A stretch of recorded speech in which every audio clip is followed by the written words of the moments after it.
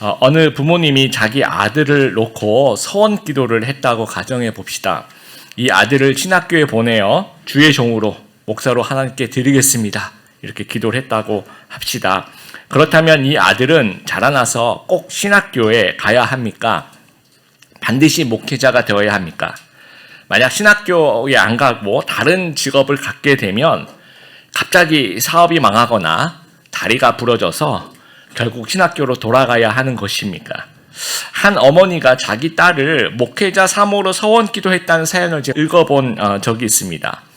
그렇다면 이 자매는 반드시 앞으로 목회자하고만 결혼을 해야 합니까?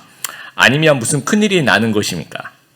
혹시 우리 성도님들 중에서 학생 때 수련회나 아니면 선교대회 때 선교사로 목사로 헌신할 사람 일어서십시오라고 이렇게 뭐라 그랬죠? 이렇게 콜링을 할 때 일어서신 분 혹시 있으십니까? 그런데 지금은 다른 일반 직장을 다니는 거예요. 그럼 앞으로 재앙이 임하는 겁니까? 당장 다 관두고 해외로 나가야 할까요? 오늘 본문은 이러한 서원에 대한 이야기로 시작을 합니다. 사사 입다의 이야기 2주 동안 살펴보고 있는데요. 지난 시간에는 입다의 승리의 비결, 이 상처를 극복하고 정체성이 깨어있는 그 모습을 저희들이 살펴보았습니다. 오늘은 두 번째 시간으로 두 가지 사건이 나오는데요. 본문을 우리가 이제 12장 7절까지 읽어야 되는데 11장까지 읽었는데요. 그 앞부분은 서원의 문제가 나오고요. 뒷부분은 에브라임 지파와 다투는 그런 문제가 등장합니다. 모두 입다의 약점인 욕심과 분노에서 이제 비롯된 일들입니다. 그래서 입다가 약점을 제어하지 못해서 생겨나는 결과들은 어떤 결과들이고 거기에서 우리가 어떤 교훈을 어떤 반면 교사의 교훈을 얻을지 우리 같이 한번 차근차근 살펴보았으면 좋겠습니다. 첫 번째 약점이 이제 욕심인데요. 욕심은 언제나 더 큰 화를 부르게 됩니다. 29절 암몬과의 그 전투를 앞두고 입다에게 여호와의 영이 임해요. 보통 이제 사사기 보면 사사기 3장 온니엘 사사 때 여호와 영이 임합니다. 그러면 바로 나가서 싸움을 해요. 그리고 승리를 얻죠. 다른 사사들도 마찬가지입니다. 그럼 입다도 29절에서 여호와 영이 임했으니까 바로 32절로 넘어가야 돼요. 32절 암몬 자손에게 이르러 그들과 싸우니라 이렇게 돼야 되는 거죠. 근데 중간에 다른 행동을 하는 겁니다. 29절에서 32절로 바로 가야 되는데 30절, 31절에 뭔가 바로 전투를 시작하지 않고 갑자기 서원 기도를 합니다. 근데 그 내용이 참 기가 막힙니다. 어떤 내용이냐면 승리를 하고 돌아오게 되면 맨 먼저 마중 나오는 사람을 번제물로 바치겠다라는 얘기예요. 제단에 태워서 번제물이라는 게 그런 거죠. 그걸 인신제사라고 합니다. 당시 이제 남자들이 전쟁을 하고 승리를 하고 돌아오면 여인들은 이제 나가서 마중을 할 때 속옷 치고 춤추고 노래로 이제 승전을 축하하는 것이 이제 전통이에요. 그래서 이제 승리를 하고 어떻게 돌아오니까 34절에 누가 제일 먼저 나왔습니까? 입다의 그냥 딸이 아니라 무남 동료라고 이야기를 하고 있습니다. 정말 하나밖에 없는 무남 동료 딸이 제일 먼저 마중을 하는 거예요. 그러니까 이제 35절에 입다는 굉장히 당황하죠. 옷을 찢고 괴로워합니다. 서원은 지켜야 하는데 이제 큰일이 난 거죠. 그래서 이제 입다의 딸이 부탁을 하죠. 2달 동안 나를 좀 애곡하는 시간을 좀 가지게 해달라 하고 2달 지난 다음에 다시 돌아와서 그 서원대로 번제물로 바쳐져서 죽임을 당합니다. 그래서 해마다 4일씩 애곡하는 그런 풍습이 있었다라고 이제 하면서 사사기 12장이 마무리를 해요. 그래서 어떤 해석학자들은 31절 그 여호와께 돌린다라고 이제 서원하는 그 내용을 가지고 이것은 죽인다는 내용이 아니라 평생 성전 봉사자로 또는 독신으로 하나님께 드리는 것을 의미하는 것이다라고 해석하시는 분들도 가끔 있습니다. 그런데 31절 똑같은 본문 봐도 그 뒤에는 처음엔 여호와께 돌릴 것이니라고 얘기하지만 그 뒤는 내가 그를 번제물로 드리겠나이다 라고 얘기하면서 분명히 번제물이라는 말을 하고 있습니다. 그래서 죽은 게 맞습니다. 서원하면 여러분 반드시 지켜야 합니까? 입다는 서원을 잘 지켰다고 칭찬을 받아야 합니까? 아니면 딸을 번제로 바친 비정한 아버지입니까? 서원과 서원 기도에 대해서 우리가 좀 간략하게 좀 살펴보았으면 좋겠는데요. 첫 번째, 서원은 꼭 지켜야 하는 것이 원칙입니다. 서원이라는 것은 인간이 하나님께 헌신하기 위해서 자신의 귀중한 것을 바치겠다는 맹세와 서약을 의미하는 겁니다. 그래서 우리가 이제 특히 약속을 할 때 그냥 영어로 이제 표현하면 단어로 promise라는 말을 많이 쓰죠. 그런데 우리 30절은 이제 영어 성경으로 보면 단순한 promise, 단순한 약속이 아니라 made a vow라고 얘기해서 아주 맹세를 했다. 굉장히 강한 표현을 쓰고 있습니다. 민수기 30장 2절의 말씀에 보면 사람이 여호와께 서원하였거나 결심하고 서약하였으면 깨뜨리지 말고 그가 입으로 말한 대로 다 이행할 것이니라. 전도서 5장 4절도 내가 하나님께 서원하였거든 갚기를 더디게 하지 말라. 서원한 것을 갚으라 라고 이야기를 합니다. 두 번째, 서원은 순기능이 있습니다. 창세기 28장에 야곱이 집에서 도망치듯 나와서 외삼촌 라반의 집으로 가는 도중에 굉장히 처량하고 두렵고 그 고통 중에서 그리고 또 굉장히 간절하죠. 그 사이에서 이제 하나님 만나죠. 그러면서 그 하나님을 만나면서 이제 하나님께 이제 서원 기도를 하죠. 평안히 내가 아버지 집으로 돌아오게 해주시면 세 가지를 이제 얘기를 하는데 내가 나의 하나님, 여호와 하나님, 나의 하나님을 내가 평생 섬기겠습니다. 두 번째, 하나님께 정말 이 베델에서 예배를 여호와의 전으로 삼고 예배를 하겠습니다. 세 번째, 10의 1조를 하나님께 드리겠습니다라고 서원을 하게 됩니다. 그리고 이러한 서약을 통해서 하나님과의 그 관계를 더 형성하게 되고 이전보다 더 하나님 좀 붙잡는 계기가 되고요. 좀 더 성장할 수 있는 그런 성장해 나가는 모습이 된다라는 거예요. 천안에 유명한 것이 호두과자가 있죠. 고속도로 휴게소마다 이제 호두 과자를 파는데 그 원조가 그 천안의 학화호두 과자점이라고 신복순 권사님이란 분이 70여 년 동안 이루어 오신 그 가게가 이제 원조라고 이렇게 꼽고 있어요. 근데 그 권사님이 서원 기도한 걸로 굉장히 유명합니다. 내가 생명의 빵뿐만 아니라 복음 전파를 할 수 있는 그런 계기를 삼아달라고 하나님께 또 서원하고 또 수익을 굉장히 나누겠다 또 하나님께 서약을 해요. 그래서 이제 그 호두 과자 상자 안에 그 전도지를 넣어서 이렇게 지금도 이제 넣고 판다고 하는데 그 전도지를 입고 교회 다니는 사람들도 많았다고 합니다. 그리고 그 수익을 가지고 이 교회당 하나 건축하는 것도 굉장히 큰 일인데요. 10개 이상의 교회당을 건축하고 장학 사업을 펼치고 사회봉사를 그렇게 열심히 하셨다라고 합니다. 그러니까 서원을 갚기 위한 과정 자체가 예배요, 헌신이요, 그것이 교제고 그것이 그 자체가 이제 성숙의 과정이 된다라는 거죠. 그러니까 순기능이 존재한다라는 겁니다. 그런데 하나님께서 분명히 금지하신 것을 서원해서는 안 된다라는 거예요. 인신제사라는 게 뭡니까? 가나안 이방 민족의 악습이에요. 그래서 여호와 하나님이 너희가 가나안 땅에 들어가면 절대로 하지 말라고 여러 번 얘기하십니다. 대표적인 본문이 레위기 18장 21절인데요. 제가 읽어볼게요. 너희는 내 자녀 가운데 하나라도 몰렉에게 제물로 바치지 마라. 그렇게 하여 내 하나님의 이름을 더럽히지 마라. 나는 여호와다. 몰렉에게 바치는 것이 이제 인신제사입니다. 이러한 엉터리 맹세는 안 지키는 것이, 이게 맹세 자체가 이제 엉터리라는 거죠. 안 지키는 것이 오히려 하나님께 순종하는 것이라는 겁니다. 그러니까 성경 지식도 굉장히 많았던 입다가 왜 이런 어떤 말도 안 되는 행동을 했을까라고 생각을 해보면 오랫동안 이방인 땅에서 이제 살면서 그 자라오면서 나도 모르게 이 나쁜 영향을 받았다라는 겁니다.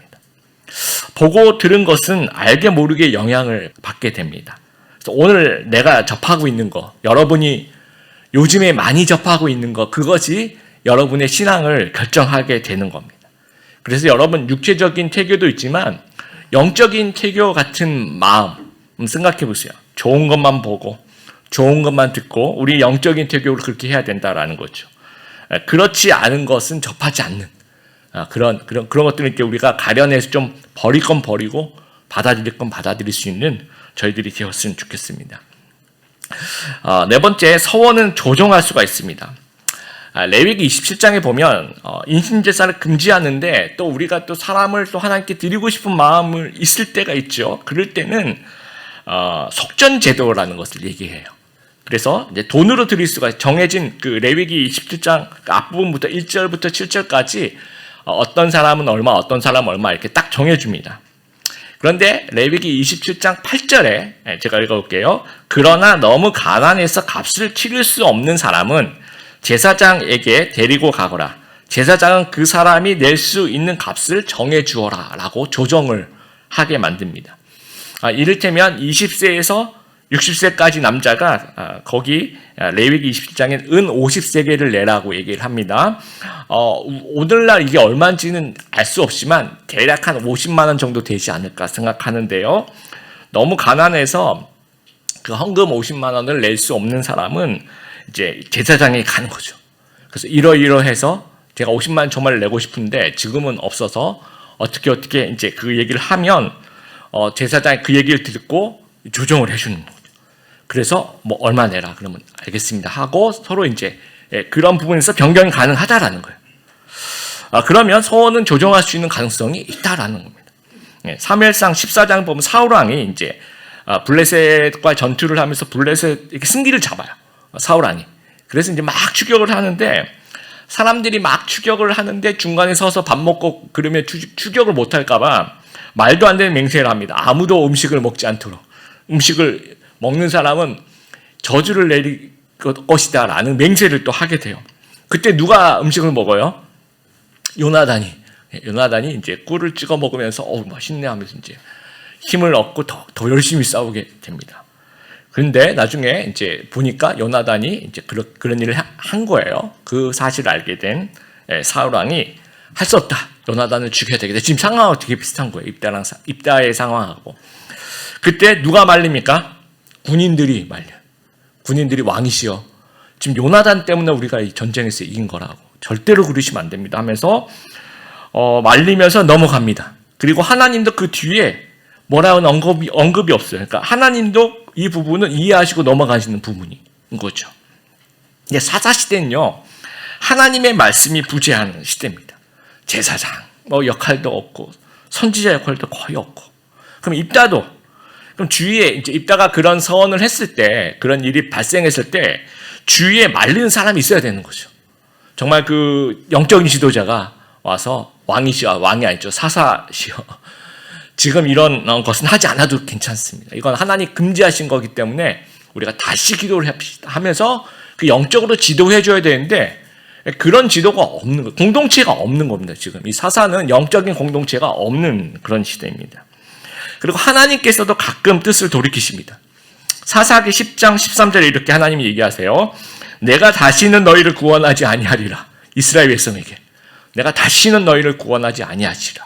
그런데 이스라엘 백성이 회개해요. 그럼 이제 긍휼에 풍성하신 하나님이 어떻게 합니까? 뜻을 돌이켜요.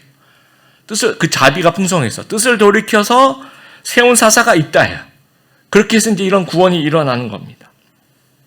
그래서 여러분 그 수련회 때 특히 여러분 중에서 선교사로 헌신하는 사람 일어서십시오. 목회자로 헌신하는 사람 일어서십시오 해서 막 일어섰는데 지금은 나는 일반 직장에 다닌다고 굉장히 죄책감으로 고민하는 분들이 혹시 계십니까? 하나님은 악덕 삽채업자가 아니라는 사실 여러분 기억하게 되길 바랍니다. 올해 안에 헌신 안 하면 오른쪽 심장은 내가 가져간다. 이런 분이 아니셔요. 내년에는 왼쪽 눈알이야. 이러면서 이런 분은 아니시라는 거죠. 그렇죠? 그리고 여러분 주의 종이란 것이 꼭 목회자만이 아닙니다. 꼭 선교사만이 아닙니다. 여러분이 하시는 그 모든 일이 하나님께서 주신 것이고 이것이 소명이고 내가 그래서 하나님께 하듯 죽게 하듯 내가 하고 있습니다. 그러면 여러분은 주의 종이고 여러분 주의 일을 하고 있는 거예요. 모든 일이 주의 일이고 모든 직업이 거룩한 사역입니다. 그래서 우리가 하나님께 헌신하는 마음이 되게 중요한 거죠. 물론 우리가 늘 언제나 약속해놓고 부도수표 날리고 이런 생활 태도는 올바르지 않지만 우리가 하나님께 다시 상의하면서 우리 헌신의 분야와 헌신의 기간과 헌신의 방법을 하나님과 그런 같이 한번 재조정하는 그런 시간을 가신다면 하나님은 우리의 중심을 보신다라는 거예요. 그래서 하나님도 그것을 기쁘시게 생각할 거라고 생각합니다. 마지막으로 서원은 자기 자신에게 해당되어야 합니다.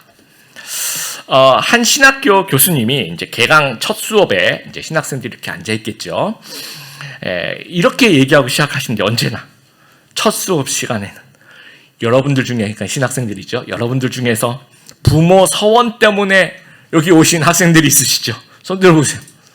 빨리, 지금도 늦지 않았습니다. 빨리 집으로 돌아가라고 쫓아낸대요.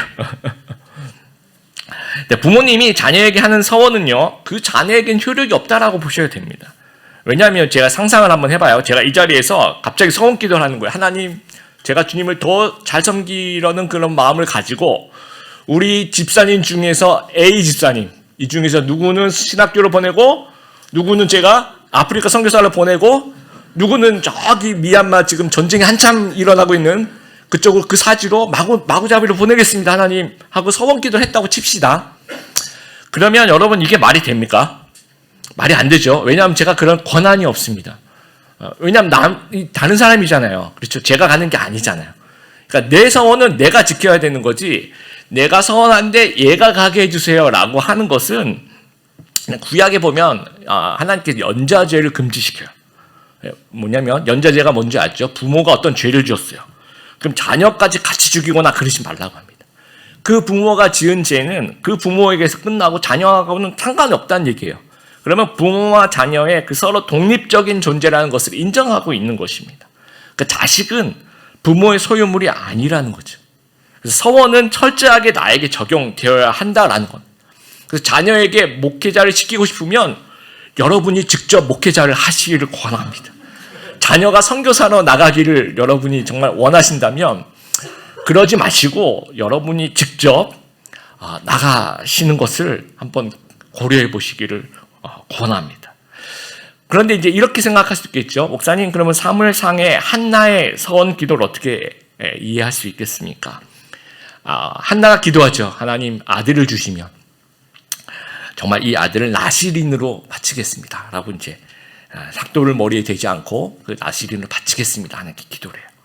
그래서 생겨난 인물이 아주 위대한 사무엘 선지자가 이렇게 나오게 됩니다.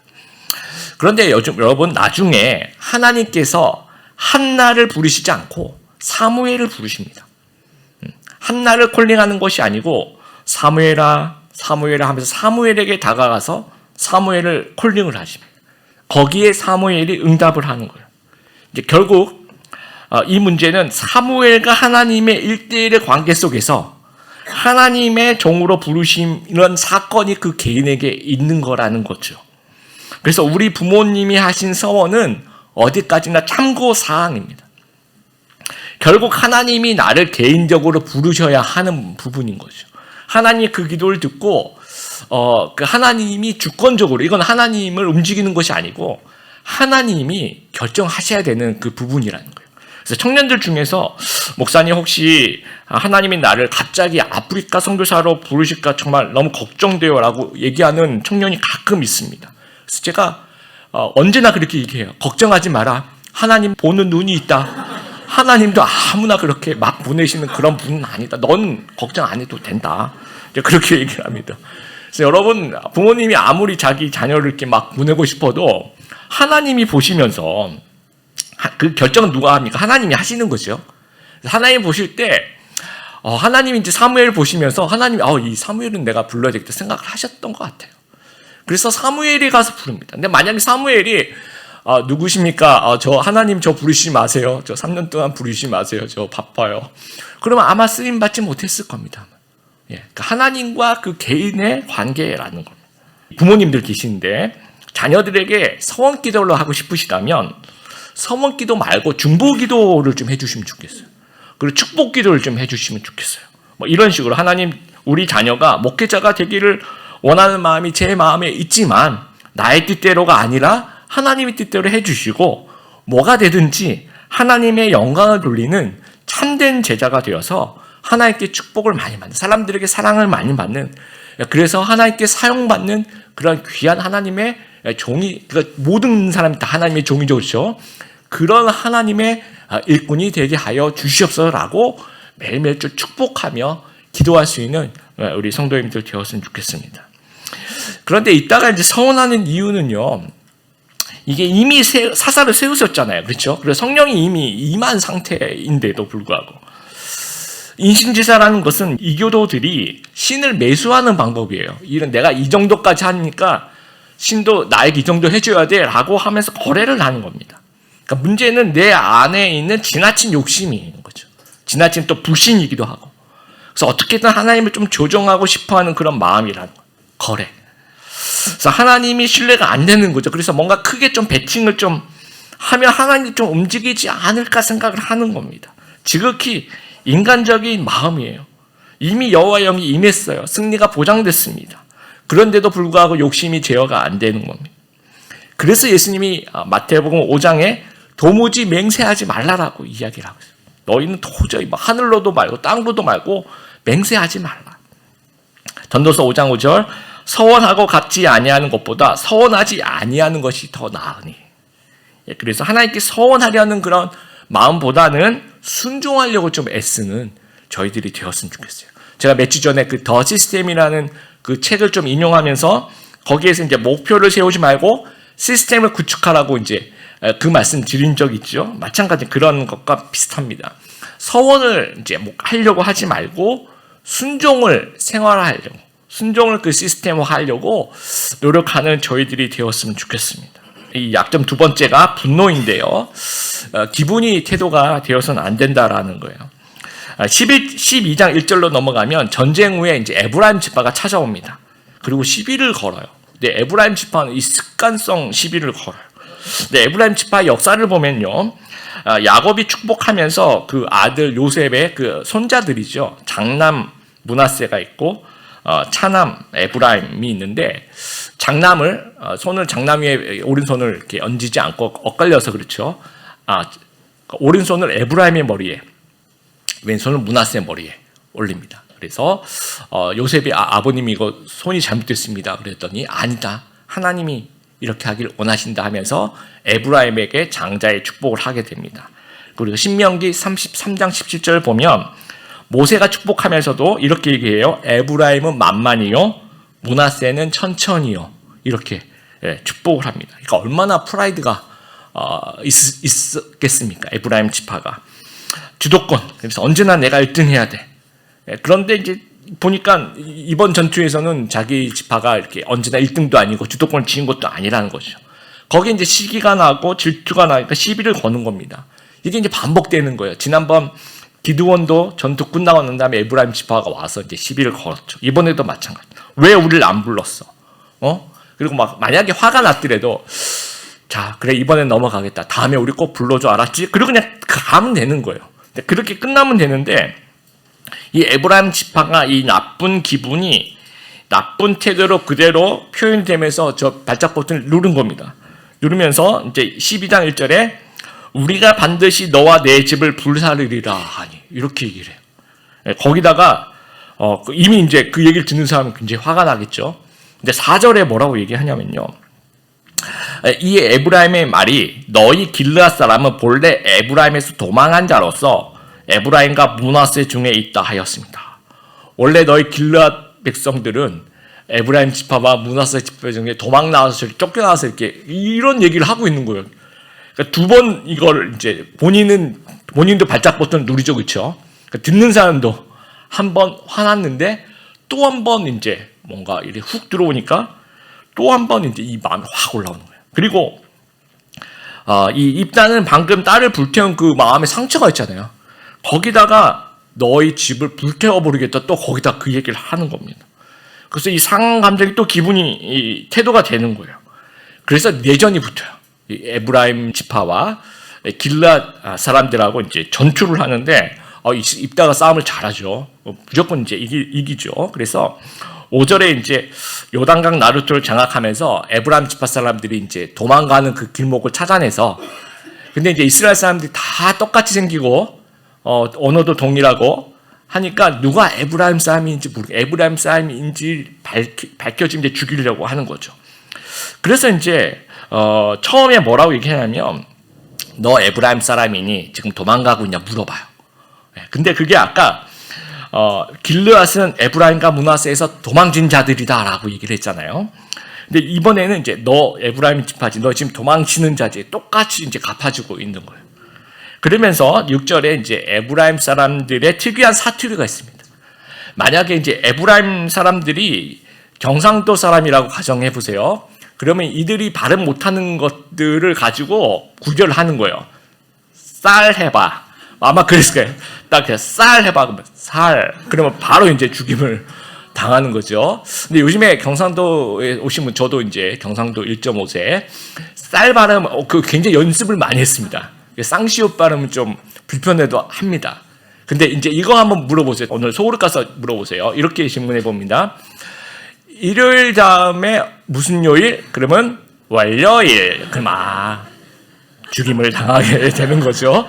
월요일. 그러면서 월요일이 왜? 그러면서 왜 이게 사투리야? 하면서 이렇게 얘기를 합니다.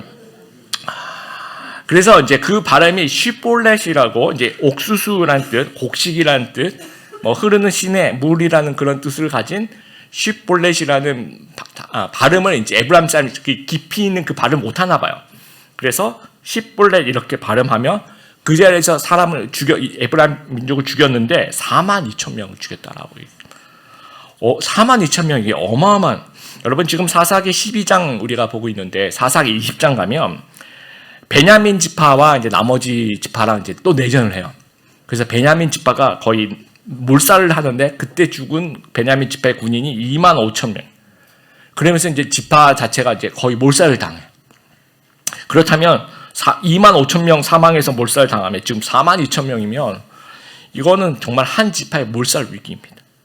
그러니까 똑같은 에브라임 지파를 대하는 기드온의 태도와 입다의 태도가 좀 차이가 있는 거죠. 그러니까 기드온은 기분이 태도로 나타나지 않는 거죠. 내가 진짜 너무 화가 나요. 그러나 사사로서의 어떤 사명을 좀 이해하고 전체를 보고 내가 여기서 좀 반응하면 우리가 또 민족끼리 싸울 수도 있겠구나 하면서 달래요. 에브라임의 끝물 포도가 므낫세의 만물 포도보다 낫다. 이제 이러면서 너희가 우리 므낫세보다 훨씬 더 훌륭해서 너희 너무 잘했어. 너희가 최고야. 우리는 아니야. 이러면서 겸손하게 자기를 낮추면서 웃으면서 각자 돌아가요. 그러면 평안한 일이 벌어지는 거죠. 근데 일단은 이게 이제 기분이 확 안 좋으니까 이제 이 버튼을 탁 누르는 겁니다. 그러면서 이 기분이 태도로 바로 이제 나타나게 되죠. 한판 붙어. 그래서 내전이 일어나니까 한 지파가 이제 몰살 위기에 처하게 됩니다. 12장 7절 보면 이제 보통 사사들의 마지막 평가가 어떻게 되냐면 오랜 동안 30년 동안, 40년 동안, 20년 동안 평안하였더라. 이렇게 마지막에 끝이 있는데 12장 7절 입다가 이스라엘의 사사가 된 지 6년이라 길르앗 사람 입다가 죽음에 길르앗에 있는 그의 성읍에 장사되었더라. 자, 오랜 시간도 아니고 6년이 아주 짧은 시간. 그리고 있는 동안 평안하였더라 그 말이 없습니다. 왜 없겠습니까? 그러면 평안이 있었겠습니까? 그렇죠. 그렇게 서로 죽이고 그런 많은 사람들 죽였는데 그 땅에 평안이 있을 수가 없다라는 거예요. 여러분 내전은요 이겨도 지는 거예요. 그래서 혹시 여러분들 중에서 내전 특히 이제 우리 남자 집사님과 여자 집사님 가정에서 내전 중에 계신 분이 혹시 계시다면 특히 남자 집사님들 잘 들으십시오. 결코 이겨도 이긴 것이 아닙니다. 지는 것이 이기는 것이요 장렬하게 장사되는 것이 부활의 영광을 맛보는 것이라는 사실을 꼭 기억하게 되길 바랍니다. 그래서 우리가 이게 우리끼리 싸우면 안 돼요.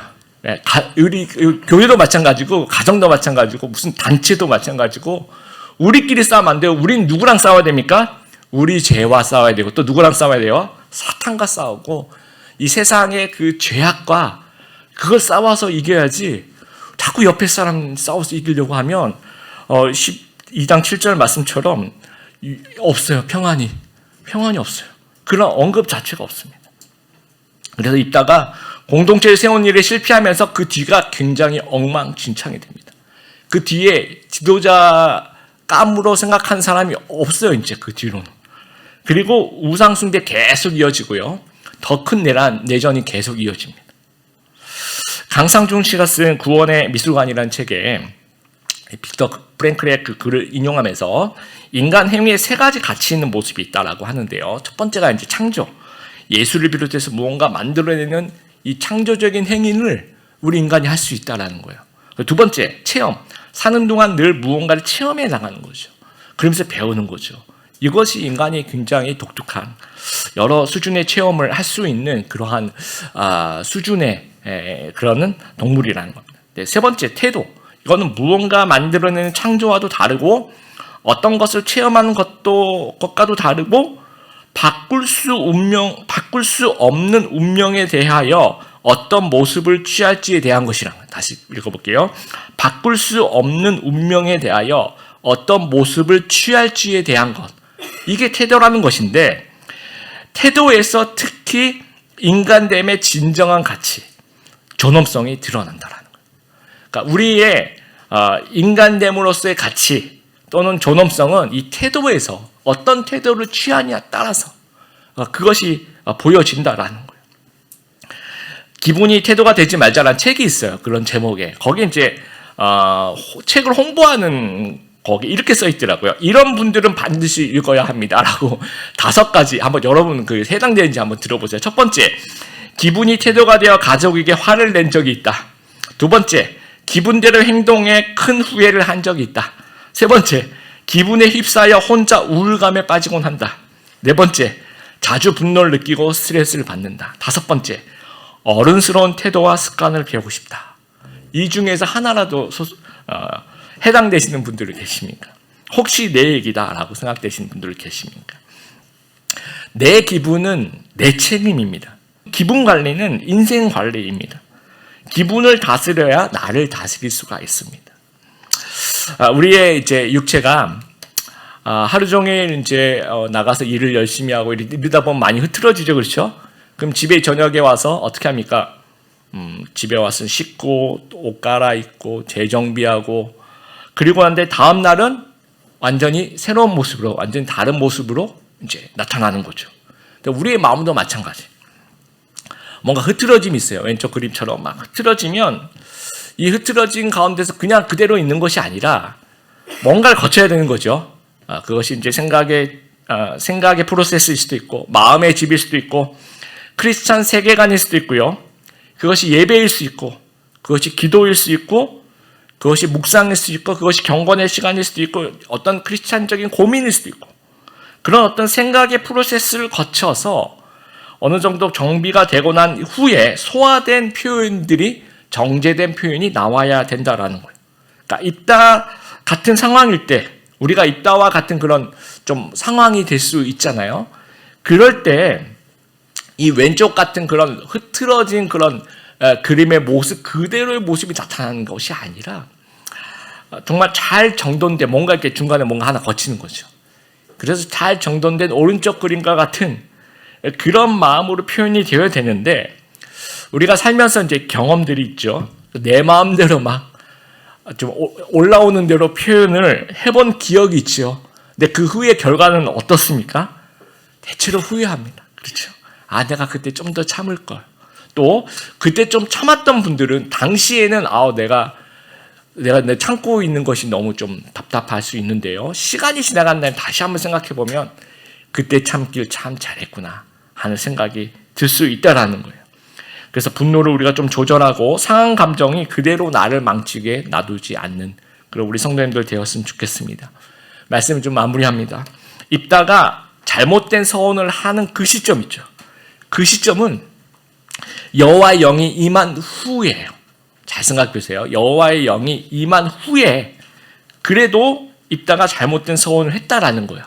이것은 성령 충만은 성숙과는 조금 다른 문제일 수 있다라는 겁니다. 나는 지금 예배드리면서 성령 충만해 너무 좋아요. 그렇다고 해서 나의 미성숙함이 감춰지는 것은 아니라는 겁니다. 이것을 우리가 좀 반면교사 삼아서 우리의 약점이 하나님의 영광을 가리지 않도록 더 성장하는데 방해가 되지 않도록 우리의 욕심을 좀 제어하고 우리 분노를 제어하고 우리 약점을 제어하는 그래서 하나님께서 귀하게 쓰신 우리 모든 하나님의 종 되시는 이렇게 드림의 교회 성도님들 되시길 주님의 이름으로 축복합니다.